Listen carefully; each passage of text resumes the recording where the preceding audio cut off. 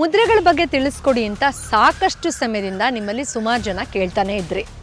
ಈ ಮುದ್ರೆಗಳು ಅಂದರೆ ಏನು, ಇದು ನಿಜವಾಗ್ಲೂ ವರ್ಕ್ ಆಗುತ್ತಾ, ಇದರ ಸೈಂಟಿಫಿಕ್ ಬೆನಿಫಿಟ್ಸ್ ಏನು, ಹೇಗೆ ಮಾಡೋದು, ಯಾವಾಗ ಮಾಡೋದು, ಯಾವುದನ್ನು ಮಾಡೋದು, ಈ ಎಲ್ಲ ಪ್ರಶ್ನೆಗಳಿಗೂ ಉತ್ತರ ಕೊಡೋದ್ರ ಜೊತೆಯಲ್ಲಿ ನಾನು ಇವತ್ತಿನ ವಿಶೇಷವಾದ ಸಂಚಿಕೆಯಲ್ಲಿ 2 ಎಫೆಕ್ಟಿವ್ ಮುದ್ರೆಗಳನ್ನು ಹೇಳ್ಕೊಡ್ತೀನಿ ಕೂಡ. ಹಾಗಾದರೆ ಬನ್ನಿ ಮುದ್ರೆಗಳ ಲೋಕವನ್ನು ಸ್ವಲ್ಪ ಅನಲೈಸ್ ಮಾಡೋಣ.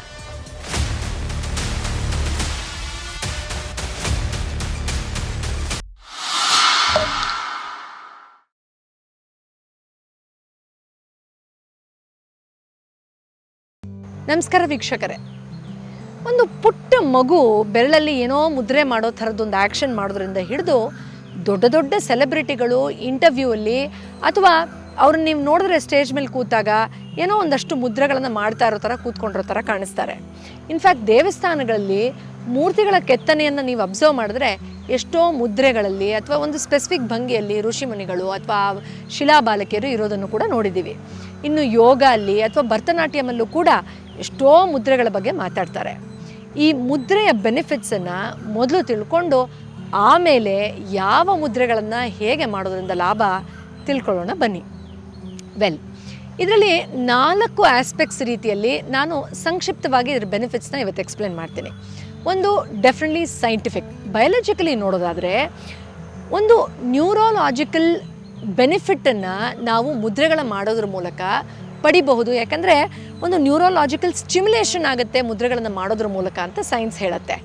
ಅಂದರೆ ಈ ಸ್ಪೆಸಿಫಿಕ್ ಏನು ಟಿಪ್ಸ್ ಇದೆ ಅದನ್ನು ಇನ್ನೊಂದಷ್ಟು ಟಿಪ್ಗಳಿಗೆ ನಾವು ಟಚ್ ಮಾಡಿದಾಗ ಬೇರೆ ಬೇರೆ ಮುದ್ರೆಗಳನ್ನು ಮಾಡ್ತಾ ಒಂದು ನ್ಯೂರೋ ಮಸ್ಕ್ಯುಲರ್ ಲೂಪ್ ಕ್ರಿಯೇಟ್ ಆಗುತ್ತೆ. ಅದು ನಮ್ಮ ನರ್ವ್ ಎಂಡಿಂಗ್ಸ್, ನರಗಳ ಏನು ತುದಿ ಇದೆ, ಆ ಸಟಲ್ ಎಂಡಿಂಗ್ಸ್ ಇದೆ, ಅದನ್ನು ಸ್ಟಿಮ್ಯುಲೇಟ್ ಮಾಡುತ್ತೆ. ಆ ಒಂದು ಸ್ಟಿಮ್ಯುಲೇಷನ್ ನಮ್ಮ ಬ್ರೈನಿಗೆ ಒಂದಷ್ಟು ಸ್ಪೆಸಿಫಿಕ್ ಸಿಗ್ನಲ್ಸ್ಗಳನ್ನು ಕಳಿಸುತ್ತೆ. ಆ್ಯಂಡ್ ಆ ಒಂದು ಸಹಾಯದಿಂದ ಬ್ರೈನ್ ನಮ್ಮ ದೇಹ ಮತ್ತು ನಮ್ಮ ಮನಸ್ಸನ್ನು ಒಂದು ನಿರ್ದಿಷ್ಟವಾದ ಆಸ್ಪೆಕ್ಟಲ್ಲಿ ಹೀಲ್ ಮಾಡೋಕ್ಕೆ ಸಹಾಯ ಮಾಡುತ್ತೆ ಅನ್ನೋದನ್ನು ಸೈನ್ಸ್ ಹೇಳುತ್ತೆ. ಇನ್ನು ಯೋಗ ಆ್ಯಂಗಲಲ್ಲಿ ನೋಡೋದಾದರೆ ತುಂಬಾ ಡೀಟೇಲ್ ಆಗಿ ನಾವು ಇದರ ಬೆನಿಫಿಟ್ಸ್ನ ತಿಳ್ಕೊಳ್ಬೋದಾಗಿದೆ. ಯಾಕೆಂದರೆ ನಮ್ಮ ದೇಹ ಪಂಚಭೂತಗಳಿಂದ ಏನು ಫಾರ್ಮ್ ಆಗಿದೆ, ಇಂಟಿಗ್ರೇಟ್ ಆಗಿದೆ, ಆ 5 ಎಲಿಮೆಂಟ್ಸನ್ನೇ ನಾವು ಈ 5 ಬೆರಳುಗಳಲ್ಲಿ ನೋಡಬಹುದು. ನಮ್ಮ ತೋರ್ಬೆರಳು ಅಥವಾ ನಮ್ಮ ಹೆಬ್ಬೆರಳು ಅಥವಾ ಬೇರೆ ಬೇರೆ ಬೆರಳುಗಳಲ್ಲೂ ಒಂದೊಂದು ಪಂಚಭೂತಗಳನ್ನು ನಾವು ರೆಪ್ರೆಸೆಂಟ್ ಮಾಡ್ಬೋದಾಗಿದೆ. ಫಾರ್ ಎಕ್ಸಾಂಪಲ್ ತಂಬಲ್ಲಿ ಅಗ್ನಿ ತತ್ವವನ್ನು ನಾವು ರೆಪ್ರೆಸೆಂಟ್ ಮಾಡ್ತೀವಿ. ಇನ್ನು ಇಂಡೆಕ್ಸ್ ಫಿಂಗರಲ್ಲಿ ನಾವು ಏರ್ ಎಲಿಮೆಂಟ್ ಅಥವಾ ವಾಯು ತತ್ವವನ್ನು ರೆಪ್ರೆಸೆಂಟ್ ಮಾಡಿ ಮುದ್ರೆಗಳನ್ನು ಪ್ರಾಕ್ಟೀಸ್ ಮಾಡ್ತೀವಿ. ಇನ್ನು ಮಿಡಲ್ ಫಿಂಗರ್, ಮಧ್ಯದ ಬೆರಳಿನಲ್ಲಿ ನಾವು ಆಕಾಶ ತತ್ವವನ್ನು ರೆಪ್ರೆಸೆಂಟ್ ಮಾಡಿದ್ರೆ, ರಿಂಗ್ ಫಿಂಗರಲ್ಲಿ ನಾವು ಅಂದರೆ ಈ ಉಂಗರದ ಬೆರಳು ಅಂತ ಹೇಳ್ತೀವಲ್ಲ, ಅದರಲ್ಲಿ ನಾವು ಭೂಮಿ ತತ್ವವನ್ನು ರೆಪ್ರೆಸೆಂಟ್ ಮಾಡ್ತೀವಿ. ಇನ್ನು ಈ ಪುಟಾಣಿ ಬೆರಳಲ್ಲಿ, ಕಿರು ಬೆರಳಲ್ಲಿ ಅಥವಾ ಲಿಟಲ್ ಫಿಂಗರಲ್ಲಿ ನಾವು ಜಲತತ್ವವನ್ನು ರೆಪ್ರೆಸೆಂಟ್ ಮಾಡ್ತೀವಿ. ಇನ್ಫ್ಯಾಕ್ಟ್ ನಾವೆಲ್ಲರೂ ಚಿಕ್ಕವರಿದ್ದಾಗ ಅಥವಾ ಚಿಕ್ಕ ಮಕ್ಕಳು ಸುಸುಗೆ ಹೋಗ್ತೀನಿ, ಟಾಯ್ಲೆಟ್ಗೆ ಹೋಗಬೇಕು ಅಂತ ಈ ಬೆರಳನ್ನೇ ತೋರಿಸ್ತಾರೆ. ಎಸ್, ನಾನು ಸುಮಾರು ಸತಿ ಹೇಳ್ತಾ ಇರ್ತೀನಿ, ಈ ಹೀಲಿಂಗ್ ಸೈನ್ಸಸ್ ಅನ್ನೋದು ಯಾವುದೋ ಇವಾಗಷ್ಟೇ ಕಂಡುಹಿಡಿದಿರೋ ಕೆಮಿಕಲ್ ಥರ ಅಲ್ಲ. ಇದೊಂದು ಇನೇಟ್ ವಿಸ್ಡಮ್. ಸಾವಿರಾರು ವರ್ಷಗಳಿಂದ ಇದು ನಮ್ಮ ಇಂಟಗ್ರಲ್ ಪಾರ್ಟ್ ಆಗಿರೋದನ್ನ ನಮಗೆ ಗೊತ್ತಿದೆ. ಆದರೆ ಈಗ ಅದನ್ನು ಮತ್ತೆ ರೀಲರ್ನ್ ಮಾಡಿ ಅದನ್ನು ಅಳವಡಿಸ್ಕೊಳ್ಬೇಕಾಗಿದೆ ಅಷ್ಟೇ. ಇನ್ಫ್ಯಾಕ್ಟ್ ಹೊಟ್ಟಿಗೆ ಬೆಂಕಿ ಬಿತ್ತು ಅಂತ ಹೇಳ್ತೀವಿ, ಅಥವಾ ಬೇಜಾರಾದಾಗ ಎದೆ ಮೇಲೆ ಕೈ ಇಡ್ತೀವಿ. ಸೊ ಅದೇ ಎನರ್ಜಿಯನ್ನು ಅದೇ ರೀತಿಯಲ್ಲಿ ನಾವು ಎಕ್ಸ್ಪೀರಿಯೆನ್ಸ್ ಮಾಡೋದಿದೆಯಲ್ಲ, ಇದು ನಮಗೆ ಆಂತರಿಕವಾಗಿ ಗೊತ್ತಿರುವಂಥ ವಿಚಾರ. Moving on. ಸೊ ಈ ಇಷ್ಟು ಎಲಿಮೆಂಟ್ಸ್ ಏನಿದೆ, 5 ಎಲಿಮೆಂಟ್ಸ್, ಅದಕ್ಕೆ ಸಂಬಂಧಪಟ್ಟಂತಹ ಬೆರಳುಗಳನ್ನು ನಾನು ಹೇಳಿದೆ. ಸೊ ಅದನ್ನು ನಾವು ಬೇರೆ ಬೇರೆ ಮುದ್ರೆಗಳ ಮೂಲಕ ಸ್ಟಿಮ್ಯುಲೇಟ್ ಮಾಡಿದ್ರೆ ಯಾವುದು ಓವರ್ ಆ್ಯಕ್ಟಿವ್ ಆಗಿದೆ, ಯಾವುದು ಅಂಡರ್ ಆ್ಯಕ್ಟಿವ್ ಆಗಿದೆ, ಯಾವುದಕ್ಕೆ ಹೆಚ್ಚು ಎನರ್ಜಿ ಬೇಕು, ಯಾವುದ್ರ ಎನರ್ಜಿ ಕಮ್ಮಿ ಮಾಡಬೇಕು, ಅದಕ್ಕೆ ಸಂಬಂಧಪಟ್ಟಂಥ ಸೈಂಟಿಫಿಕ್ ಮುದ್ರೆಗಳನ್ನು ನಾವು ಮಾಡ್ತಾ ಹೋದಾಗ ಆ ಬ್ಯಾಲೆನ್ಸ್ ನಮ್ಮ ಒಳಗಡೆ ಆಟೋಮ್ಯಾಟಿಕಲಿ ಕ್ರಿಯೇಟ್ ಆಗುತ್ತೆ. ಆ ಹಾರ್ಮನಿಯಿಂದ ಯಾವ ನಿರ್ದಿಷ್ಟವಾದ ಕಾಯಿಲೆ, ಸಮಸ್ಯೆ ಅಥವಾ ಒತ್ತಡವನ್ನು ಎಕ್ಸ್ಪೀರಿಯೆನ್ಸ್ ಮಾಡ್ತಾ ಇದ್ದೀವಿ ಅದು ವಾಸಿ ಆಗೋಕ್ಕೆ ಶುರುವಾಗುತ್ತೆ. ಇನ್ಫ್ಯಾಕ್ಟ್ ಅಗ್ನಿ ತತ್ವದ ಮುದ್ರೆಗಳನ್ನು ಮಾಡಿದಾಗ ನಮ್ಮಲ್ಲಿ ಆ ಒಂದು ಡಿವೈನ್ ಕಾನ್ಫಿಡೆನ್ಸ್ ಇರ್ಬೋದು, ಡಿವೈನ್ ವಿಲ್ ಪವರ್ ಇರಬಹುದು, ಅದು ಹೆಚ್ಚಾಗೋಕ್ಕೆ ಸಹಾಯ ಮಾಡುವಂಥದ್ದು. ಅಥವಾ ಏರ್ ಎಲಿಮೆಂಟ್ಗೆ ಸಂಬಂಧಪಟ್ಟಂತಹ ಮುದ್ರೆಗಳನ್ನು ನಾವು ಮಾಡೋಕ್ಕೆ ಶುರು ಮಾಡಿದಾಗ ನಮ್ಮಲ್ಲಿ ಕ್ಲಾರಿಟಿಯಿಂದ ಮಾತಾಡುವಂಥದ್ದು ಅಥವಾ ವಿಚಾರಗಳನ್ನು ಮುಕ್ತವಾಗಿ ವ್ಯಕ್ತಪಡಿಸುವಂಥದ್ದು. ಇನ್ನು ಆಕಾಶ ತತ್ವಕ್ಕೆ ಸಂಬಂಧಪಟ್ಟಂತಹ ಮುದ್ರೆಗಳನ್ನು ಮಾಡಿದಾಗ ಮೆಡಿಟೇಷನ್ ಡೀಪರ್ ಲೆವೆಲಲ್ಲಿ ಮಾಡೋಕ್ಕಾಗುವಂಥದ್ದು, ಮೈಂಡನ್ನು ಹೆಚ್ಚು ಬ್ಯಾಲೆನ್ಸ್ಡ್ ಆಗಿ ಪೀಸ್ಫುಲ್ ಆಗಿರೋಕ್ಕೆ ಸಾಧ್ಯ ಇರುವಂಥದ್ದು. ಇನ್ನು ಭೂಮಿ ತತ್ವಕ್ಕೆ ಸಂಬಂಧಪಟ್ಟಂಥ ಮುದ್ರೆಗಳನ್ನು ಮಾಡಿದಾಗ ಫಿಸಿಕಲ್ ಲೆವೆಲಲ್ಲಿ ನಾವು ಹೆಚ್ಚು ಆರೋಗ್ಯಕರವಾಗಿ ಇರೋಕ್ಕೆ ಸಾಧ್ಯ ಆಗುವಂಥದ್ದು. ಇನ್ನು ಜಲತತ್ವಕ್ಕೆ ಸಂಬಂಧಪಟ್ಟಂಥ ಮುದ್ರೆಗಳನ್ನು ಮಾಡಿದಾಗ ಭಾವನಾತ್ಮಕ ಆರೋಗ್ಯವನ್ನು ಹೆಚ್ಚು ಪಡೆಯೋಕ್ಕೆ ಸಾಧ್ಯ ಆಗುವಂಥದ್ದು. ಈ ಬೆನಿಫಿಟ್ಸನ್ನು ಈ ಪಂಚಭೂತಗಳನ್ನು ನಾವು ಮುದ್ರೆಗಳ ಮೂಲಕ ಆ್ಯಕ್ಟಿವೇಟ್ ಮಾಡೋದ್ರ ಮೂಲಕನೇ ತುಂಬ ಸುಲಭವಾಗಿ ಸೈಂಟಿಫಿಕ್ ಆಗಿ ಪಡ್ಕೊಳ್ಬೋದಾಗಿದೆ. ಇನ್ನು ಮೂರನೇ ಆಸ್ಪೆಕ್ಟ್ ಆಫ್ ಬೆನಿಫಿಟ್ಟು ಹೀಲಿಂಗ್ ಸೈನ್ಸಸ್ಸಿಂದ ನಾವು ನೋಡಬಹುದು. ನೀವು ನನ್ನ ಕ್ಲಿನಿಕ್ಗೆ ಬಂದಿದ್ದರೆ ನಾವು ಕಿರ್ಲಿನ್ ಆರಾ ಫೋಟೋಗ್ರಫಿ ಅಂತ ಸ್ಟಾರ್ಟಿಂಗಲ್ಲೇ ಮಾಡಿಸ್ತೀವಿ. ನಿಮ್ಮ ಎನರ್ಜಿ ಫೀಲ್ಡ್ ಹೇಗಿದೆ, ಪ್ರಾಣಮಯ ಕೋಶ ಯಾವ ಥರ ಇದೆ, ನಿಮ್ಮ ಆರಾ ಎಷ್ಟು ಹೆಲ್ದಿ ಅಥವಾ ಅನ್ಹೆಲ್ದಿ ಆಗಿದೆ, ಚಕ್ರಗಳ ಪೊಸಿಷನ್ ಏನು, ಇದನ್ನೆಲ್ಲ ತಿಳಿಸ್ಕೊಡ್ತೀವಲ್ಲ. ಅದರಲ್ಲಿ ನೀವು ನೋಡಿರ್ತೀರ, ಸ್ಕ್ಯಾನ್ ಮಾಡಬೇಕಾದ್ರೆ ಕಿರ್ಲಿನ್ ಆರಾ ಫೋಟೋಗ್ರಫಿಯಲ್ಲಿ ಈ ಒಂದು ಬೆರಳಿನ ತುದಿ ಏನಿದೆ ಅದರದ್ದು ಒಂದು ಇಮೇಜಸ್ನ ತೊಗೊಂಡು ಅದರ ಮೂಲಕ ಡೆವಲಪ್ ಆಗಿರುವಂಥ ಒಂದು ಮಷೀನ್ ಏನಿದೆ, ಆ ಒಂದು ಸೈಂಟಿಫಿಕ್ ಬೇಸಿಸಲ್ಲಿ ಯಾವ ಯಾವ ನಾಡಿಗಳ ತುದಿ ಯಾವ ಯಾವ ಅಂಗಾಂಗಕ್ಕೆ ಕನೆಕ್ಟ್ ಆಗಿದೆ ಅಥವಾ ಯಾವ ಯಾವ ನಾಡಿಗಳು ಯಾವ ಯಾವ ನಮ್ಮ ಮಾನಸಿಕ ಮತ್ತು ಭಾವನಾತ್ಮಕ ವಿಷಯದ ಮಾಹಿತಿಯನ್ನು ಕೊಡ್ತಾ ಇದೆ, ಅದನ್ನು ಆ ಒಂದು ಬ್ಯೂಟಿಫುಲ್ ಇನ್ಸ್ಟ್ರೂಮೆಂಟ್ ನಮಗೆ ರೆಪ್ರೆಸೆಂಟ್ ಮಾಡಿ ತೋರಿಸುತ್ತೆ. ಇದನ್ನು ಪ್ರಪಂಚದಾದ್ಯಂತ ಸಾಕಷ್ಟು ರಿಸರ್ಚ್ ಸೆಂಟರ್ಗಳಲ್ಲಿ ಇವತ್ತಿಗೂ ಉಪಯೋಗಿಸ್ತಾರೆ. ಆ್ಯಂಡ್ ನಿಮಗೂ ಕೂಡ ಗೊತ್ತಿರುತ್ತೆ ಎಷ್ಟು ಚಮತ್ಕಾರಯುತವಾಗಿ ಎಷ್ಟೋ ಮಾಹಿತಿಯನ್ನು ಅದು ನಿಮಗೆ ತಿಳಿಸ್ಕೊಡುತ್ತೆ ಅಂತ. ಸೊ ಈ ಒಂದು ಎನರ್ಜಿ ಫೀಲ್ಡ್ ಅನಾಲಿಸಿಸ್ ಮಾಡಬೇಕಾದ್ರೂ ನಮ್ಮಲ್ಲಿ 72,000ಕ್ಕಿಂತ ಹೆಚ್ಚು ನಾಡಿಗಳು ಏನು ಮೆರಿಡಿಯನ್ ಪಾಯಿಂಟ್ಸ್ ಮೂಲಕ ಪ್ರಾಣ ಹರಿಯುತ್ತೆ, ಅದರ ರೆಪ್ರೆಸೆಂಟೇಷನ್ ತೊಗೊಂಡಾಗ ಡೀಟೇಲಾಗಿ ನಮ್ಮ ಬಗ್ಗೆ ಸಾಕಷ್ಟು ಮಾಹಿತಿಯನ್ನು ಆರೋಗ್ಯಕ್ಕೆ ಸಂಬಂಧಪಟ್ಟ ಹಾಗೆ ನಾವು ತಿಳ್ಕೊಳ್ಳೋಕ್ಕೆ ಅದು ಸಹಾಯ ಮಾಡುತ್ತೆ. ಸೊ ದೇರ್ ಫಾರ್ ಆ ನಾಡಿಗಳನ್ನು ನಾವು ಆ್ಯಕ್ಟಿವೇಟ್ ಮಾಡೋದ್ರಿಂದ ನಮ್ಮಲ್ಲಿ ನಾಡಿಗಳು ಬ್ಲಾಕ್ ಆಗೋದ್ರಿಂದ ಬರುವ ಕಾಯಿಲೆಗಳೇ ಹೆಚ್ಚು. ಆ್ಯಕ್ಚುಲಿ ಎನರ್ಜಿ ಪಾತ್ವೇಸ್ಗಳು ಬ್ಲಾಕ್ ಆಗಿರೋದ್ರಿಂದ ಅದನ್ನು ನಾವು ಹೀಲ್ ಮಾಡ್ಕೊಳ್ತೀವಿ. ಚಕ್ರಗಳ ಲಾಭವನ್ನು ನಾವು ಪಡ್ಕೊಳ್ತೀವಿ. ಅದನ್ನು ಅನ್ಬ್ಲಾಕ್ ಮಾಡೋದು ಅಥವಾ ಅದು ಓವರ್ ಆ್ಯಕ್ಟಿವ್ ಆಗಿದ್ದರೆ ಅದನ್ನು ಬ್ಯಾಲೆನ್ಸ್ ಮಾಡೋದು, ಈ ಥರ ಅದ್ಭುತಗಳನ್ನು ಮುದ್ರೆಗಳ ಮೂಲಕ ಎನರ್ಜಿ ಒಂದು ಆಸ್ಪೆಕ್ಟಲ್ಲಿ ನಾವು ಅದರ ಲಾಭವನ್ನು ಪಡ್ಕೊಳ್ಬೋದಾಗಿದೆ. ಇನ್ನು 4ನೇ ಆಸ್ಪೆಕ್ಟು ಬಯೋ ಫೀಡ್ಬ್ಯಾಕ್ ಅಂತ ಹೇಳ್ತೀವಿ. ಅಂದರೆ ನಮ್ಮಲ್ಲಿ ಈ ಒಂದು ಆ್ಯಂಗ್ಸೈಟಿ ಅಥವಾ ಗಾಬರಿ, ಸ್ಟ್ರೆಸ್ಸು, ಈ ಒತ್ತಡದಿಂದ ಸಿಂಪಥೆಟಿಕ್ ನರ್ವಸ್ ಸಿಸ್ಟಮ್ ಹೆಚ್ಚು ಆ್ಯಕ್ಟಿವ್ ಆಗಿ ಕೆಲಸ ಮಾಡ್ತಾ ಇರುತ್ತೆ. ಆ್ಯಂಡ್ ಇದು ನಮ್ಮಲ್ಲಿ adrenal Rashu, brain chemical imbalance ಎಲ್ಲ ಮಾಡ್ತಾ ತುಂಬ ಫ್ಲೈಟ್ ಆ್ಯಂಡ್ ಫೈಟ್ ರೆಸ್ಪಾನ್ಸಲ್ಲಿ, ಆತರದಲ್ಲಿ ಹೇಸ್ಟಿಯಾಗಿ, ಇಂಪಲ್ಸಿವ್ ಆಗಿ, ತುಂಬ ಗಾಬರಿಯಲ್ಲಿ, ನೆಗೆಟಿವ್ ಥಾಟ್ಸಲ್ಲಿ, ಅಥವಾ ಈವನ್ ನಮ್ಮ ಇಮ್ಯುನಿಟಿ ಎಲ್ಲ ಹಾಳಾಗಿ ಒಳಗಡೆ ತುಂಬ ಬೇರೆ ಬೇರೆ ಥರದ ಕಾಯಿಲೆಗಳು ಸ್ಟ್ರೆಸ್ಸಿಂದ ಕ್ರಿಯೇಟ್ ಆಗ್ತಾ ಇರುತ್ತೆ. ಬಟ್ ಮುದ್ರೆಗಳನ್ನು ಕೆಲವು ನಿಮಿಷ ಕನ್ಸಿಸ್ಟೆಂಟಾಗಿ ಪ್ರಾಕ್ಟೀಸ್ ಮಾಡೋದ್ರಿಂದ ನಿಧಾನವಾಗಿ ನೀವು ಪ್ಯಾರಾಸಿಂಪಥೆಟಿಕ್ ನರ್ವಸ್ ಸಿಸ್ಟಮಿನ ಆ್ಯಕ್ಟಿವಿಟಿ ಕಡೆಗೆ ಶಿಫ್ಟ್ ಆಗ್ತಾ ಹೀಲ್ ಆ್ಯಂಡ್ ರಿಲ್ಯಾಕ್ಸ್ ಮೋಡಿಗೆ ನ್ಯಾಚುರಲಿ ಹೊರಟೋಗ್ತೀರಾ. ಅವಾಗ ಏನಾಗುತ್ತೆ, ನಿಮ್ಮ ಇಮ್ಯುನಿಟಿ ಬೂಸ್ಟ್ ಆಗೋಕ್ಕೆ ಶುರುವಾಗುತ್ತೆ, ನಿಮ್ಮ ಸ್ಟ್ರೆಸ್ ಲೆವೆಲ್ಸ್ ಕ್ರಮೇಣವಾಗಿ ಕಮ್ಮಿ ಆಗುತ್ತೆ. ಆ್ಯಂಡ್ ಸ್ಟ್ರೆಸ್ ಹೋದರೆ 80% ಕಾಯಿಲೆ ಹೋಯ್ತು ಅಂತಲೇ ಅರ್ಥ. ಸ್ಟ್ರೆಸ್ ಅಂತ ನಾವು ಮೆಂಟಲಿನೇ ಹೇಗೇಗೋ ಆಡಬೇಕು ಅಂತ ಏನಿಲ್ಲ. ಒಳಗಡೆ ಎಷ್ಟೋ ಆ್ಯಂಗ್ಸೈಟಿ ಅಥವಾ ಆ್ಯಂಕ್ಷಸ್ ಫೀಲಿಂಗ್ ಇಟ್ಕೊಂಡು ತುಂಬ ನಾರ್ಮಲಾಗಿ ಪ್ರಿಟೆಂಡ್ ಮಾಡುವಂಥ ಜನರು ನಮ್ಮ ಸುತ್ತ ಇದ್ದಾರೆ. ಆತಂಕ, ಉದ್ವೇಗವನ್ನು ಒಳಗಡೆ ಸಮಸ್ಯೆ ಮೂಲವಾಗಿಟ್ಕೊಂಡು we project to be very normal. Because ಎಲ್ಲಿ ನನಗೆ ಈ ಥರ ಅಂತಂದರೆ ನನ್ನ ಮೆಂಟಲ್ ಅಂತ ಕದ್ದು ಬಿಡ್ತಾರೋ, ಪ್ರಾಬ್ಲಮ್ ಅಂತ ಹೇಳ್ಬಿಡ್ತಾರೋ ಅಂತ ನಾವು ತುಂಬ ಡಿಗ್ನಿಫೈಡಾಗಿ ಪ್ರಿಟೆಂಡ್ ಮಾಡಿ ಬಿಹೇವ್ ಮಾಡೋಕ್ಕೆ ಶುರು ಮಾಡ್ತೀವಿ. ಬಟ್ ಇಂಟರ್ನಲ್ ಡ್ಯಾಮೇಜನ್ನು ಅದರಿಂದ ನಾವು ಪ್ರಿವೆಂಟ್ ಮಾಡೋಕ್ಕೆ ಆಗೋದಿಲ್ವಲ್ಲ. ಅದರಿಂದ ಈ ಮುದ್ರೆಗಳ ಪ್ರಾಕ್ಟೀಸಿಂದ ಆ ಒಂದು ಬಯೋ ಫೀಡ್ಬ್ಯಾಕಿನ ಬೆನಿಫಿಟ್ಸನ್ನು ಕೂಡ ನಾವು ಅತ್ಯಂತ ಸೂಕ್ತವಾಗಿ ಪಡ್ಕೊಳ್ಬೋದಾಗಿದೆ. ಇನ್ನು ಇದೆಲ್ಲದನ್ನು ಮೀರಿ ಇದ್ಯಾವುದು ಅರ್ಥ ಆಗಲಿಲ್ಲ ಅಂತ ಇಟ್ಕೊಳ್ಳಿ, ಮುದ್ರೆಗಳನ್ನು ಅರ್ಥ ಮಾಡ್ಕೊಳ್ಳೋಕೆ ಇನ್ನೊಂದು ಸಲೀಸಾದ ಮಾರ್ಗ ಇದೆ. ಅದೇನು ಅಂತಂದರೆ, ಈಗ ನೀವು ತುಂಬ ಬೇಜಾರಲ್ಲಿದ್ರಿ, ಡಲ್ ಆಗಿದ್ರಿ, ಸುಸ್ತಾಗಿದ್ರಿ, ಡ್ರೈನ್ ಆಗಿದ್ರಿ, ಬಾಡಿ ಹಿಂಗೆ ಮಾಡ್ತೀರಾ ಹಂಗೆ ಮಾಡ್ತೀರಾ, ಹೇಗೋ ಒಂಥರ ಫುಲ್ಲು ಒಣಗೋಗಿರೋ ಎಲೆ ಥರ ಅಥವಾ ಮುದ್ರೋಗಿರುವಂಥ ಒಂದು ಬಟ್ಟೆ ಥರ ಹೀಗೆ ಹೇಗೋ ಇದಾಗಿಬಿಟ್ಟಿರ್ತೀರ. ಅದೇ ನಾವು ಜೋಶಲ್ಲಿದ್ದರೆ, ಆ್ಯಕ್ಟಿವ್ ಆಗಿದ್ದರೆ, ಕಾನ್ಫಿಡೆಂಟಾಗಿ ಒಬ್ಬರ ಹತ್ರ ಮಾತಾಡಿದ್ರೆ ನಮ್ಮ ಬಾಡಿ ಹೇಗಿರುತ್ತೆ, ನಮ್ಮ ಜೆಸ್ಚರ್ ಹೇಗಿರುತ್ತೆ, ನಮ್ಮ ಆ್ಯಕ್ಷನ್ ಹೇಗಿರುತ್ತೆ, ನಮ್ಮ ಒಂದು ಪ್ರೆಸೆಂಟೇಷನ್ ಯಾವ ಥರ ಇರುತ್ತೆ ಅಲ್ವಾ.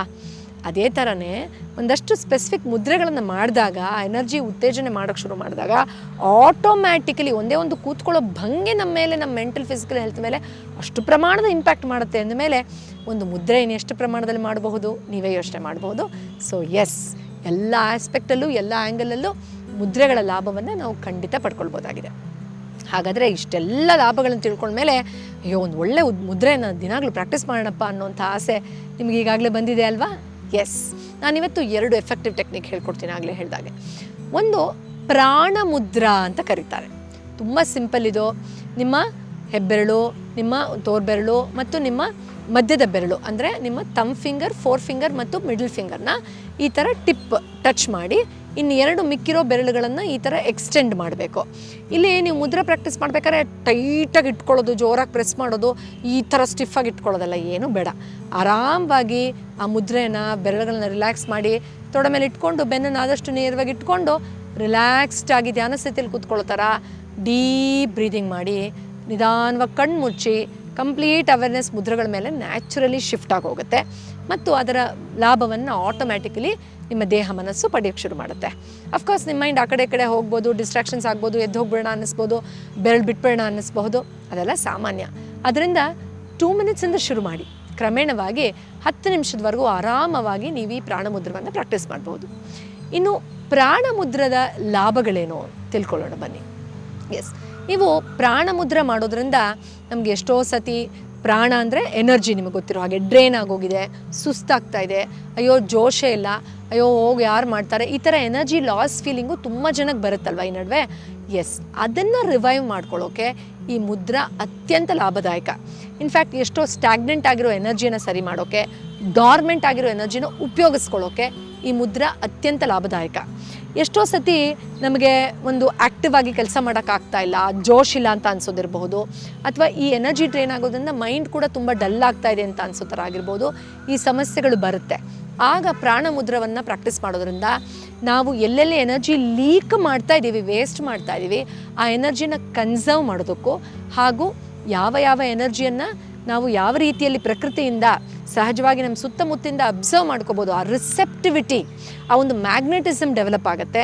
ಸೊ ದ್ಯಾಟ್ ನೀವು ಯಾವುದೇ ಒಂದು ಡಿವೈನ್ ಪೀಸ್ಫುಲ್ ಎನ್ವೈರ್ಮೆಂಟಲ್ಲಿದ್ದರೆ, ಹ್ಯಾಪಿ ಎನ್ವೈರ್ಮೆಂಟಲ್ಲಿದ್ದರೆ, ಅಥವಾ ಈವನ್ ಅದರ್ವೈಸ್ ಆ ಗುಡ್ನೆಸ್ಸನ್ನು ನೀವು, ಆ ಪ್ರಾಣಶಕ್ತಿಯನ್ನು ಹೆಚ್ಚು ಒಂದು ಕಾಸ್ಮಿಕ್ ಪ್ಲೇನಿಂದ ಸಂಗ್ರಹಿಸೋಕೆ, ಅದನ್ನು ಉಪಯೋಗಿಸೋಕೆ ಅತ್ಯಂತ ಸಹಾಯಕಾರ ಈ ಒಂದು ಪ್ರಾಣಮುದ್ರಾ.